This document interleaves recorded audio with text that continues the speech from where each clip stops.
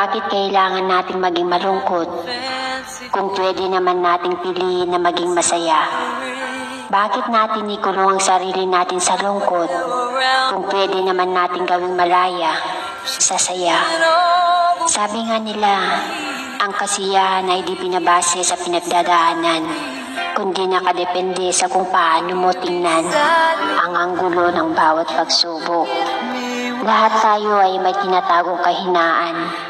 Lahat tayo ay may kanya-kanyang pinagdadaanan.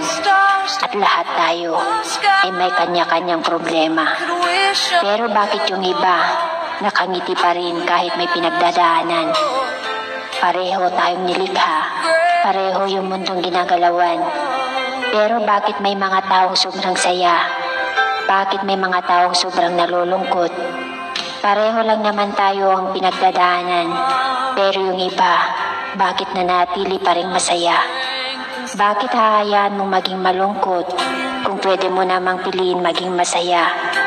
Pwede maging masaya katulad nila.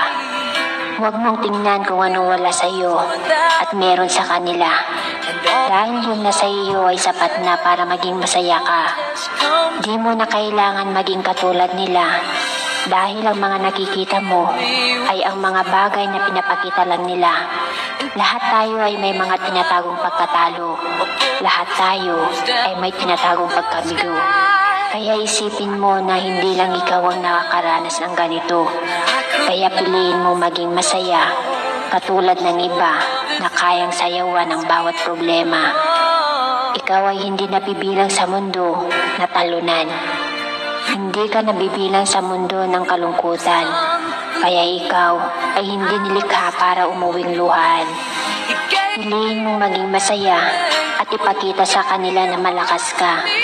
Huwag mong hayaang lamunin ka ng lungkot. Huwag mong hahayaan ang puso mo na balutin ng takot. Bumangon ka sa bawat pagkalugmok. Ang bawat nakaraan ay huwag mong gawing kadiliman. May naghihintay sa iyong magandang hinaharap, pero paano mo ito makikita kung sa bawat pagsubok, doon ka nakaharap? Huwag mong hayaan na magmukha kang talunan dahil sa pagkakamaling di mo kayang pakawalan. Di ka ba napapagod na mabuhay ng ganyan? Kahit sa isang pagkakataon, piliin mong maging masaya. Hindi natin alam kung ilang umaga pa ang ating masisilayan. Kaya huwag mong sayangin ang mga araw na pwede kang maging masaya. At maikli lang ang buhay, kaya piliin mo yung tama at maging masaya ka.